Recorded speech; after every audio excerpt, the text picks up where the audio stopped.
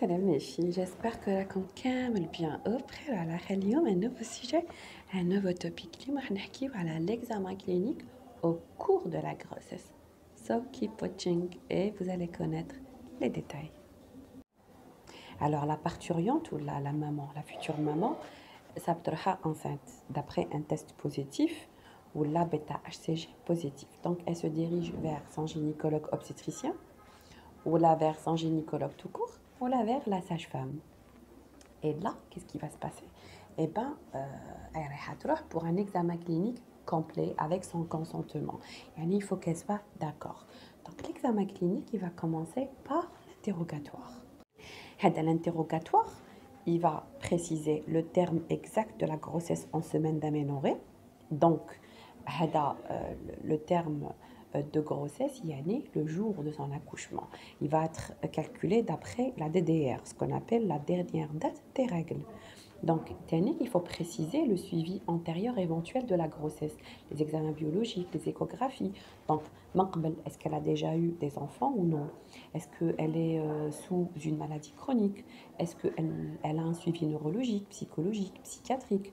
Donc, les questions sont très importantes, où chaque détail, il va apporter un plus pour aider la patiente.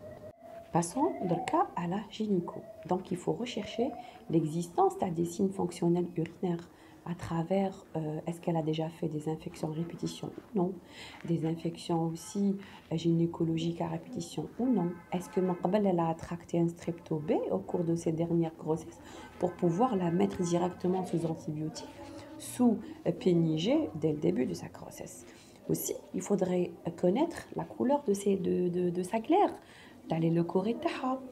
Il faudrait savoir si elle fait des métrorragies. Est-ce qu'elle a des pertes liquidiennes ou non? Est-ce qu'elle a des douleurs pelviennes? Est-ce qu'il y a existence de contractions utérines? Donc il faudrait préciser leur fréquence et leur régularité. Sans oublier les mouvements actifs fœtaux, donc perçus par la mère, mais là c'est à partir du deuxième trimestre. Donc chaque détail que la parturiente va apporter à son gynéco, ça sera un plus pour elle. Sans oublier de vérifier toujours le groupage, donc le groupe sanguin de la parturiente et son mari, ainsi que le résus. L'examen clinique, quant à lui, il va pouvoir commencer à travers la prise de poids avant la grossesse. Et après, chaque mois, il faut calculer l'IMC initial, puis la prise de poids totale. Il faudrait aussi connaître la taille, la tension artérielle, le rythme cardiaque. Il faudrait passer par l'examen des seins, qui est réalisé en début de grossesse. Ensuite, c'est douloureux et peu contributif. Sauf il a la parturiente remarque quelque chose d'anormal, une masse, elle pue, quelque chose de solide. Ben là, il faudrait directement revoir ça avec son gynécologue. À partir du deuxième trimestre de grossesse, la parturiente qui est un gynéco, il va mesurer la hauteur utérine, ce qu'on appelle HU. Donc le spéculum est utilisé et réalisé au moins une fois au début de grossesse. À l'âge, c'est pour la réalisation d'un test de dépistage du cancer du col et la recherche de l'HPV. Et bien sûr, s'il n'a pas été fait selon les recommandations. L'examen sous spéculum ne sera ensuite pas pratiqué que sur point d'appel, sauf il y a une métrorragie et le corée, suspicion de perte dans le liquide amniotique, ben dans ces cas-là, il faudrait utiliser le spéculum. Quant au toucher vaginal, sa réalisation tous les mois n'est plus recommandée de manière systématique dans le suivi de grossesse. Parce que lorsqu'il est réalisé, il précise la position, la longueur, la consistance, l'ouverture du col, ainsi que la position de la présentation de le bébé.